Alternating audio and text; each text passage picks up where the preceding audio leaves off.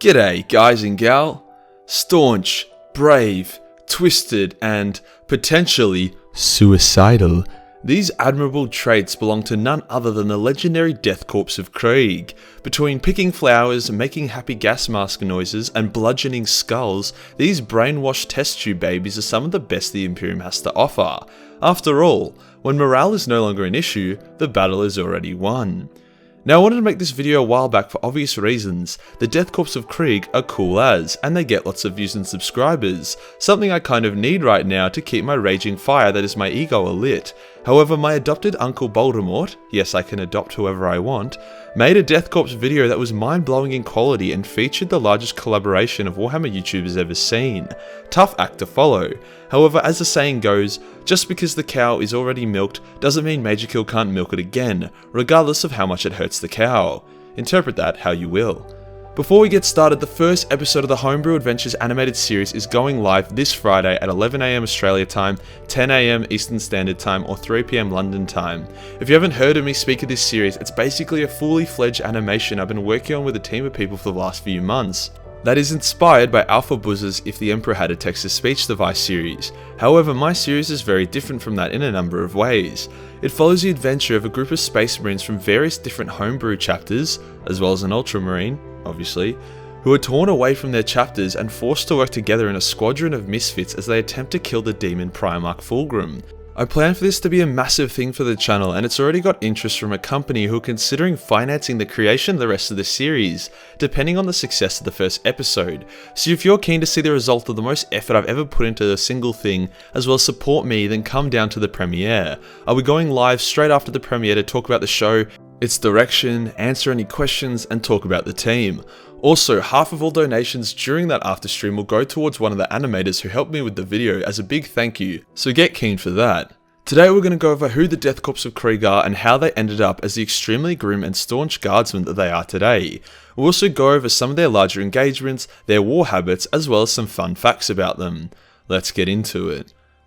The galaxy is a big place, and whilst everyone seems to praise the Space Marines as the single greatest power in the Imperium, the reality is there are too few and far between to cover the entire war zone.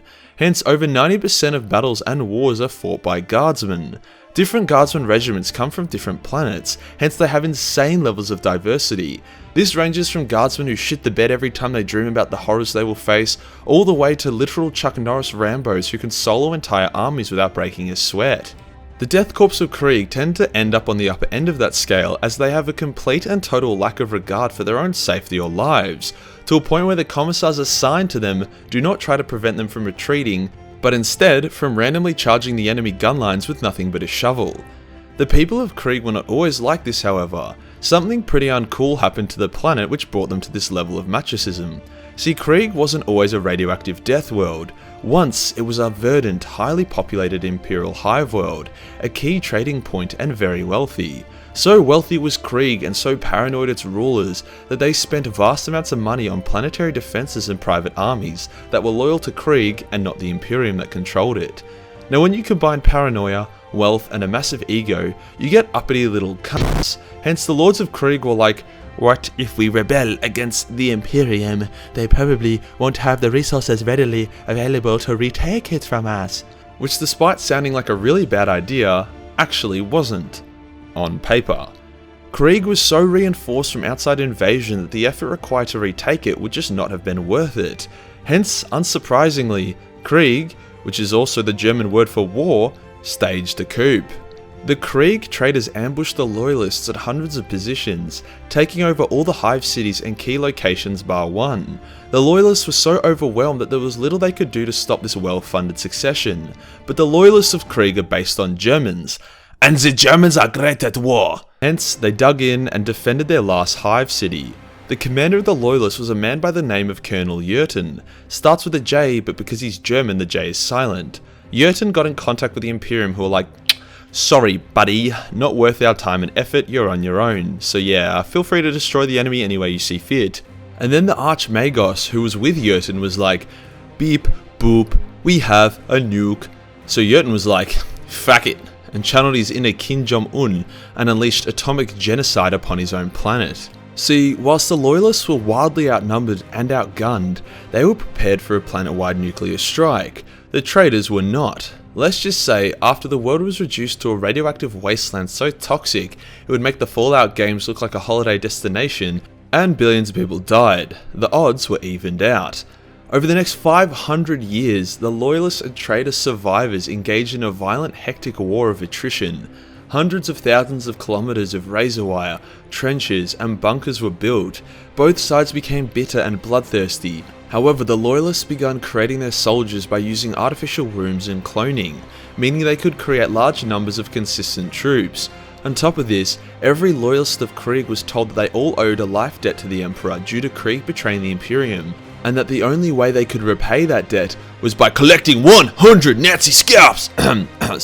By violently dying after taking at least 3.5 heretic lives via shovel smacking with them. At the end of the 500 years, Krieg was nothing more than a smoking crater with thousands of bunkers beat beneath its surface. But it was once again under Imperial control. Yay! The Imperium took note of this but didn't really care that much initially. What could have blasted the Death World off of the Imperium? The answer was serious fuel for the meat grinder that is Warhammer 40k.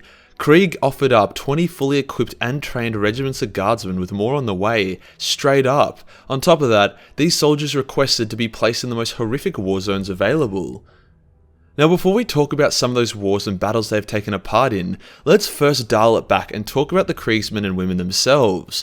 While they are fun and badass as an army, the people of Krieg are about as fun and interesting to talk to as a junkie who just overdosed on opioids. They have no names, only numbers. They never remove their armor and face masks in the presence of non-Kriegsmen, and they are clones of each other. Imagine they are like the clones from Star Wars, however you replace their witty quips of brotherly love for each other with 500 years of trench warfare kicked off by nuclear fire. On top of this, it's thought that the average age of the Krieg's Guardsmen is really low, as they're sent off to war pretty much as soon as they are ready. If you're trained your entire life, this could be as soon as you were 16 or even 15. As they don't remove their masks and their voices likely have a Darth Vader-esque filter on them, it's really hard to tell even the gender of the Kriegsmen you might be dealing with. Overall, this really ticks a lot of diversity boxes. They're a mix of Germans, so white people, child soldiers, so Africans, clone troopers from Star Wars, so aliens, and they have no regard for human life, so Asians. I think the key to ending racism is by deploying the Death Korps of Krieg. Moving on to some of their wars and engagements now. The Death Korps of Krieg haven't been around super long despite the massive impact they have already had for the Imperium, so it might surprise you to learn that their first main engagement was the legendary Siege of Vraks. Now the Siege of Vraks was incredibly hectic and long, and I don't want this video to be 10 hours, so the gist of it was that a priest that got too religious and fell to chaos after he spent too much time hanging around orphanages at night time. He then gathered a massive army of zealots and took the planet of Vraks and fortified the living shit out of it, before declaring war on the Imperium. The Death Korps were deployed to the planet by the millions, and after 17 years of non-stop hectic warfare, attrition, and death in which even Space Marines had to get involved in, the planet was retaken. The next main instance we see the Death Korps of Krieg was during the Fisting of Durondis. That's not what it's officially called, that's just my name for it. Basically the hive world of Durondis was sick of paying their taxes, so instead of just using a good accountant to claim a bunch of expenses, hence increase their profits, they declared independence from the Imperium and killed the diplomats sent in to resolve the issue. Now declaring independence from the Imperium of Man is never a good idea. Krieg and Vraks did it, and were completely decimated via metaphorical anal maceration, and they were some of the most fortified planets in the galaxy, so a single hive city with no army or real defenses is going to have a really bad time. And have a bad time they did, as the Death Korps of Krieg simply begun shelling the city non-stop for 5 years. Anyone who tried to escape the city during this time was gunned down. After 5 years, the city declared its unconditional surrender. In response to this, the Kriegsmen continued to shell the city for another 5 years. The last 2 years of that, there wasn't a single bit of life detectable in the city, but they continued anyway. You might be like, wow, what a waste of shells. And to that I say you're missing the bigger picture. The siege, or rape of Durondis, because it wasn't really a siege, paints a very clear picture of what would happen if you rebel against the Imperium. Sure, they could have just shelled for 5 years, accepted the surrender, and then executed a bunch of people. But that sends a message that you can spit on the Imperium and live to tell the tale. No, it needed to be clear that if you deny the Imperium, not only will you die, but your family, your legacy, and your home would also die. And then when you are dead, your corpse would die, until only your ashes and dust would remain. And then your ashes and dust would be blown to smithereens, and then your smithereens would be bombed into oblivion. The Kriegsmen would then be put up against the Necrons, and this war would really show off their weakness and problems that emerge when you reject your own humanity. The world of Hieronymus Thera, nailed that pronunciation, I'm getting good at this, was a Necron tomb world that began to awaken. In response to this, the Death Korps of Krieg arrived and began fighting them in a war of attrition. Now Kriegsmen are good at attrition, but the Necrons don't need food or sleep and can self-repair. That is like attrition god mode. Despite this, the Death Korps were actually able to hold them back and even figure out where the Necron command center was. All they had to do was drop off an atomic weapon there and then bang, the Necrons would go away. Unfortunately for the Kriegsmen, being total dicks to the entire planet and executing hundreds of Planetary Defense Force soldiers because they didn't like being retrained to become Kriegsmen resulted in them being the bad guys. To a point where, on the way to blow up the Necron command nexus, the Kriegsmen were ambushed and fought off by the local human populace who had embraced the Necrons as their gods and saviors from the invading armies of Krieg. Fair enough. Hence the soldiers of Krieg were like, fuck this, and left, allowing the Necrons to take the planet and likely sodomize the human population there. However, this war would not be a waste, as the knowledge they gained fighting the Necrons would prove invaluable in the Offrian War. The Necrons attacked Aramar Prime. The Death Korps arrived, and when the main Necron invasion struck, the only force that was not able to repel the Necron assault, but then was able to lead a counterattack which crippled the Necron army, was the Death Korps. Nice. The Death Korps of Krieg would go on to fight Tyranids, Tau, Kroot, more Tyranids, and Orcs. They would even take a part in the Third War for Armageddon and drive back and win the day many times.